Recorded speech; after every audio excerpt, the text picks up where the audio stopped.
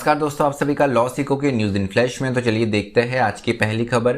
Tokyo 2020 Olympics का समापन हो चुका है और भारत का अभी तक का सबसे सक्सेसफुल ओलंपिक ये हुआ है। इसमें भारत ने 1 गोल्ड, 2 सिल्वर और 4 ब्रोंज मेडल जीते हैं। भारत के लिए गोल्ड जीता है नीरज चोपड़ा ने जेवलिन थ्रो में, वही मीराबाई चानू ने वेट लिफ्टिंग में और रवि कुमार दहिया ने रेसलिंग में यहाँ पर सिल्वर मेडल जीता है। पीवी सिंधु, लवलीना, बजरंग पूनिया और इंडियन हॉकी टीम ने यहाँ पर ब्रॉन्ज मेडल्स जीते हैं। तो भारत को अगर देखें पदक तालिका में, मेडल टैली में, तो हम 48 स्थान पर रहे हैं नंबर ऑफ गोल्ड के मामले में। वही अगर टोटल मेडल्स के हिसाब से देखें तो भारत 33वें स्थान पर रहा है। उसी के साथ में मेडल टैली को टॉप किया है यूएसए ने, जिन्होंने 113 मेडल जीते हैं जिनमें 39 गोल्ड है। वही दूसरे पायदान पे चीन रहा है 38 गोल्ड के साथ में और कुल इन्होंने 88 मेडल्स जीते हैं।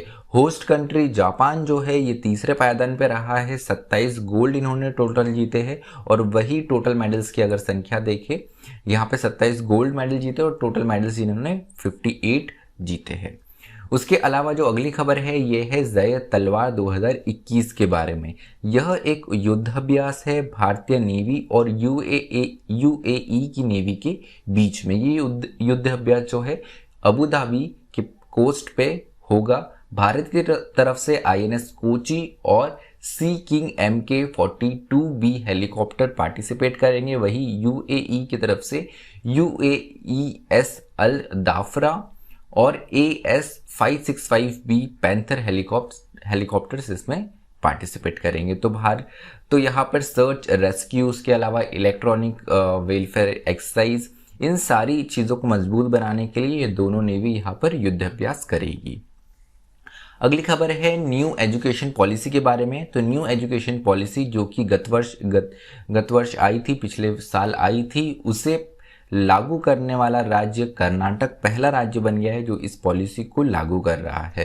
तो इस एकेडमिक सेशन 2021-22 से कर्नाटक में न्यू एजुकेशन पॉलिसी जो है ये लागू हो जाएंगी, इम्प्लीमेंट हो जाएंगी। तो अभी अगर देखें तो ग्रॉस इनरोलमेंट रेशियो जो 26.8 है, इसे 2035 तक का लक्ष्य रखा गया है कि ये 50% तक हो जाए। कुछ बड़े बदलाव किए जाएंगे, जैसे एमफिल जो है वो अब नहीं होंगी, पीएचडी आप डायरेक्ट मास्टर्स के बाद में कर सकते हैं। उसके अलावा स्टूडेंट्स के लिए यहाँ पर 3 और 4 साल का अंडर ग्रेजुएट कोर्सेस होंगे। स्टूडेंट्स पे होगा कि वो कौन सा ऑप्ट कर सकते हैं। उसके अलावा यहाँ पर क्रेडिट सिस्टम आएगा जिससे मल्टीपल एंट्री और एग्जिट पॉइंट्स डिग्री कोर्स में हो सकेंगे।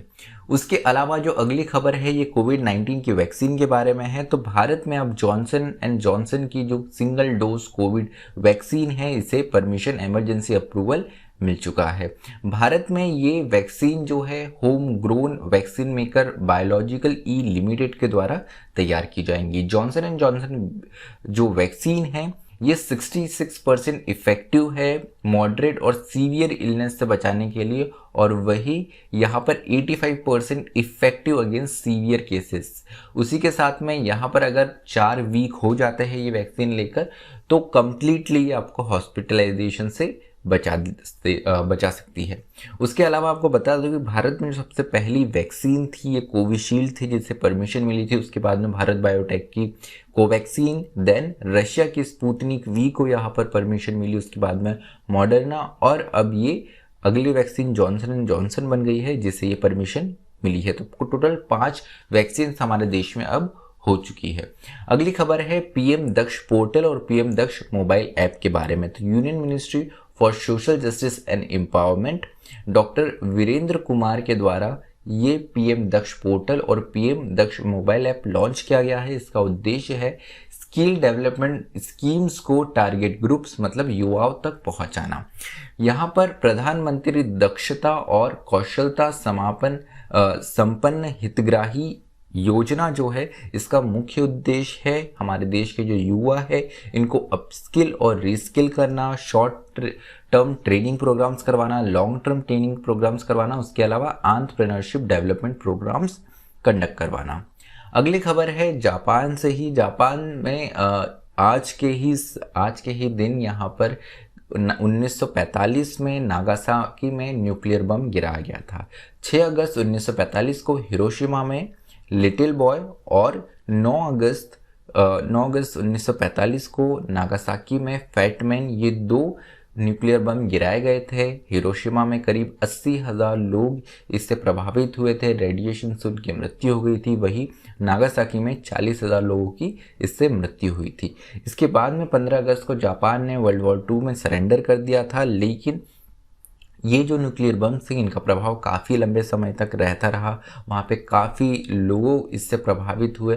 और उसके बाद में एक बहुत अच्छी देखने वाली बात है कि जापान ने अपने आप को इससे बाहर निकाला, और अभी हमने देखा कि कैसे कोविड के टाइम पे भी एक विश्व का सबसे बड़ा खेल महाकुंभ यहाँ पर ऑर्गेनाइज करके टोक्यो ओलंपिक यहाँ पे कितने अच्छे तरीके से अपने आप को कितने अच्छे तरीके से रिप्रेजेंट करके जापान ने बताया है कि वो एक बहुत बड़ी विश्व की शक्ति है।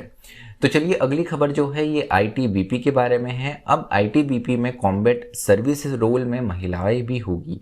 तो पहली 53 ऑफिसर्स जो है इनकी ट्रेनिंग ख़त्म होते से ही इन्होंने आईटीबीपी में यहाँ पर इनका कमीशन हुआ है।